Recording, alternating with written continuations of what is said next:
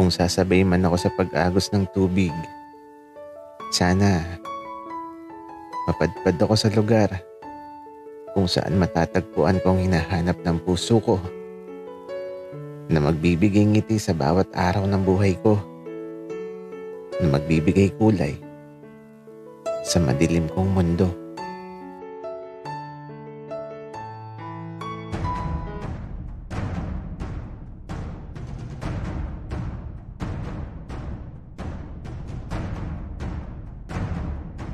Kaibigan, huwag mong kalimutan mag-subscribe sa aming channel at huwag din kalimutan i-click ang notification bell at subscribe button. Subscribe na!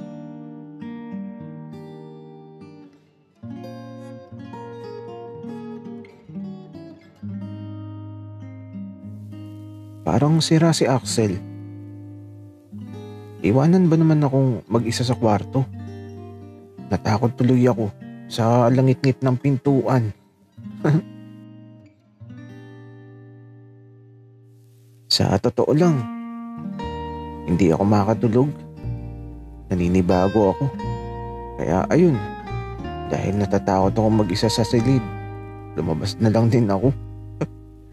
Ito ba, si Axel? Nagugutom ata.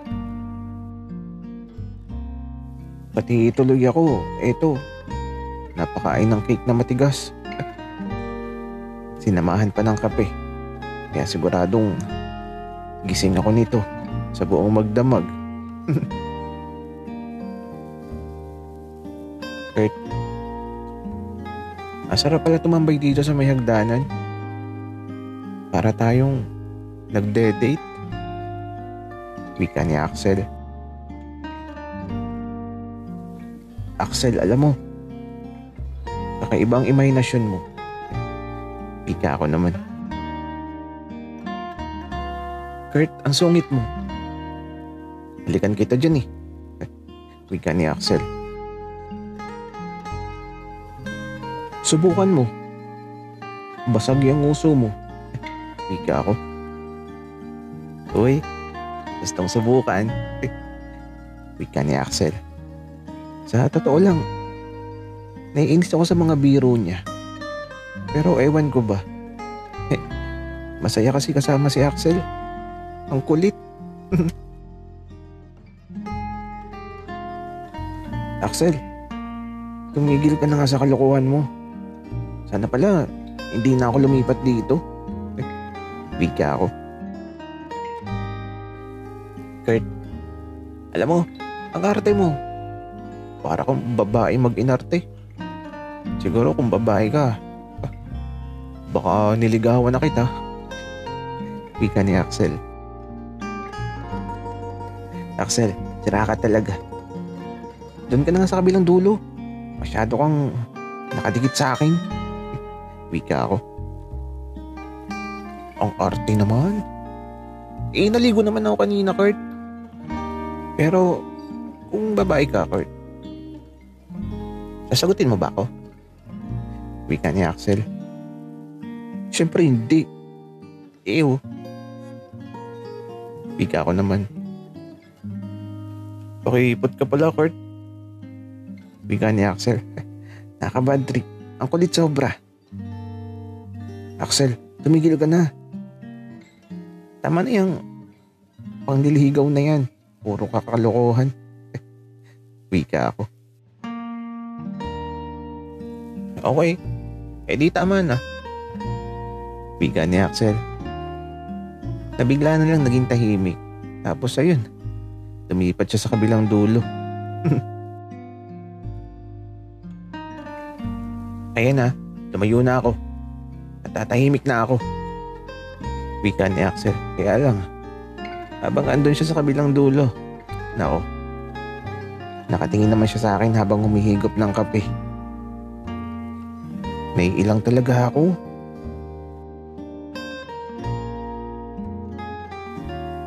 Axel, pwede ba huwag mo kong tingnan? Wika ko. Ano ba yan, Kurt? Lahat na lang bawal. Okay, hindi na ako titingin. Wika ni Axel na ayun, di na nakatingin sa akin. Sa harapan na siya nakatingin Kaya lang, yung mga dumadaan, sinisit-sitan ni Axel. Tapos kapag lumingon sa amin, itinuturo ako ni Axel. Nakakabwisit. Kaya ito, iniwan ko na siya sa hagdan. Lumipat na ako sa sala at naupo ako sa lumang upuan na mahaba, nangyari sa kahoy. Kurt, bakit ba naman ako iniwan? Galit ka ba? Sorry na. Wika ni Axel. Axel, alam mo, ang kulit mo. Parang ayoko na tuloy dito. Ganyan ka pala kakulit. Wika ako. Kurt, ikaw naman masyadong maarte. Sumakay ka na lang kaya para masaya. Wika ni Axel. Okay, sabi mo eh. Kiss mo nga ako kung matapang ka. Wika ako. Tapos ito, biglang naupo sa tabi ko si Axel. Natakot ako syempre. Biro lang kasi yun. Kurt, ayoko. Para lang sa mamahalin kong unang halik sa labi ko. At kung sinong mauna, siya na yun. Wika ni Axel. Axel, ang sabihin mo, duwag ka. Ang simpleng bagay di mo magawa. Wika ako. Kasi alam ko naman na hindi niya gagawin yun.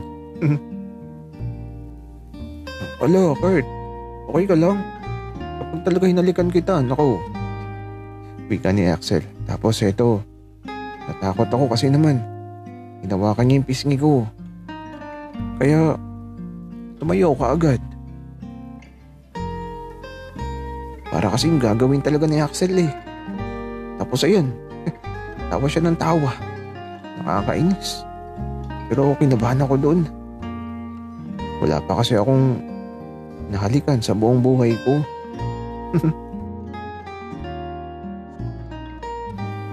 Kurt, tara na mahiga. Tapos, lights on. Wika ni Axel. Tapos na din kasi kami magkape.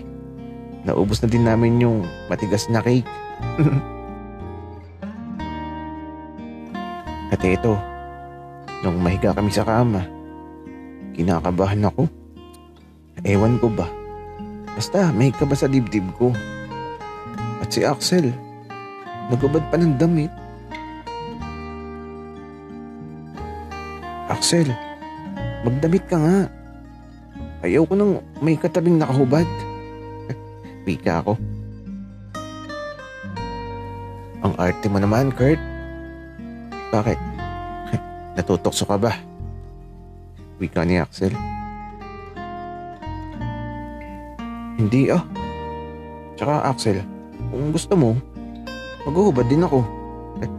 Wika ako. Hello? Sige nga, magubad ka. Wika ni Axel. Kaya ito, nagubad na ako. Kaya lang, nagulat ako nang biglaan na lang kurutin ni Axel yung daddy ko. Kaso, nakiliti ako. Axel, ano ba? Ang kulit mo naman. Wika ako. Sorry na. Ang cute kasi, matambok. Yung akin nga, flat lang. Wika ni Axel. Ewan ko sa'yo, Axel. Matutulog na ako. Huwag ka nang makulit ha. Wika ako. Kaya ito, tumalikod na ako. Kaya lang, di pa man ako nagtatagal na nakatalikod. Hala, nalindol ba? Bakit umuuga ang kama ko? Teka, nalindol ba talaga?